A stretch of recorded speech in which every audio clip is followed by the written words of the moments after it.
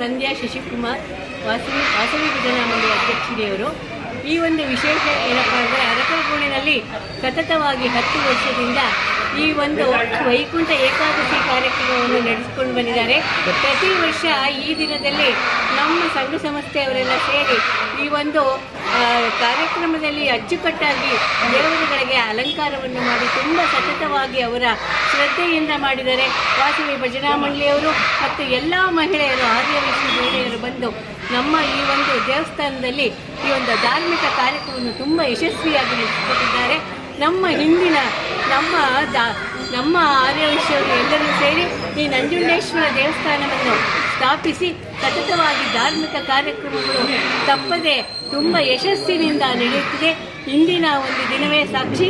ಈ ವೈಕುಂಠ ಏಕಾದಶಿ ಒಂದು ಎಲ್ಲರಿಗೂ ವಿಶೇಷವಾದ ದಿನ, ಒಂದು ಸ್ವರ್ಗಸ್ಥಾನವನ್ನು ಪಡೆಯೋ ದಿನ. ನಾವೆಲ್ಲರೂ ಅಚ್ಚುಕಟ್ಟಾಗಿ ಸಮಾಜದಲ್ಲಿ ಒಂದು ಒಳ್ಳೆಯ ಸೇವೆಯನ್ನು ಸಲ್ಲಿಸುತ್ತಾ ಎಲ್ಲರೂ ಸತತವಾಗಿ ನಮ್ಮ ಈ ಧಾರ್ಮಿಕ ಕಾರ್ಯಕ್ರಮಕ್ಕೆ ತಮ್ಮ ಕೈಯಲ್ಲಾದಷ್ಟು ಸೇವೆಯನ್ನು ಮಾಡಿದ್ದಾರೆ. ನಿಜವಾಗ್ಲೂ ನಮ್ಮ ಎಲ್ಲ ಮಹಿಳೆಯರು ನಮಗೆ ನಮ್ಮ ಬೆನ್ನೆಲುಬುಗಳಾಗಿ ಅವರು ಪ್ರತಿಯೊಂದು ಕಾರ್ಯಕ್ರಮದಲ್ಲಿ ಯಶಸ್ಸನ್ನು ಪಡೆಯಬೇಕು ಅನ್ನೋ ಒಂದು ಶ್ರದ್ಧೆಯಿಂದ ಮಾಡಿದ ನಮ್ಮ ಈ ಒಂದು ಕಾರ್ಯಕ್ರಮದಲ್ಲಿ ಯಶಸ್ವಿಯಾಗಿ ಮಾಡಿದವರು ಉಷಾಮೂರ್ತಿ, ಸುಧಾ, ರಾಮನಾಥ್ ಮತ್ತು ಜಯಲಕ್ಷ್ಮಿ ಮತ್ತು ಇನ್ನು ಎಲ್ಲರೂ ಮಾಡಿದ್ದಾರೆ. ರೇಖಾ, ರಾಜೇಂದ್ರ, ಇವರ ಪ್ರತಿಯೊಬ್ಬರೂ ಸಹ ಎಲ್ಲ ಮಹಿಳೆಯರು ಈ ಕಾರ್ಯಕ್ರಮದಲ್ಲಿ ಯಶಸ್ವಿಯಾಗಿ ನಡೆಸಿಕೊಂಡು ಬಂದಿದ್ದಾರೆ. ಎಲ್ಲರಿಗೂ ನಮ್ಮ ಈ ಆರ್ಯವೈಶ್ಯ ಮಂಡಳಿಯ ಪರವಾಗಿ ಧನ್ಯವಾದಗಳು. ಮತ್ತು ಈಚೆಗೆ ಒಂದು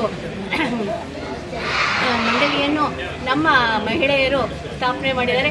ಅವರು ಸಹ ಸಂಘದಲ್ಲಿ ನಮ್ರತ ಮತ್ತು ಅವರ ಸಂಘಟದವರು ಎಲ್ಲರೂ ತುಂಬ ಅಚ್ಚುಕಟ್ಟಾಗಿ ಸೇವೆಯನ್ನು ಸಲ್ಲಿಸಿದ್ದಾರೆ.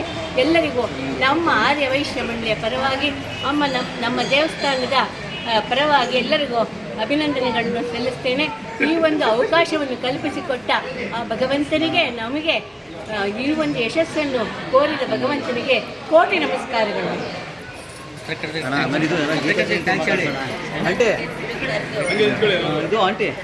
ಗೀತಾ ಜಯಂತಿ ಹೇಳಿ ಜಗತ್ ಪ್ರಸಿದ್ಧವಾದ ಗ್ರಂಥವಾದ ಭಗವದ್ಗೀತೆಯ ಒಂದು ಕಾರ್ಯಕ್ರಮವನ್ನು ಯಶಸ್ವಿಯಾಗಿ ನಡೆಸಿಕೊಂಡಿದ್ದೀವಿ.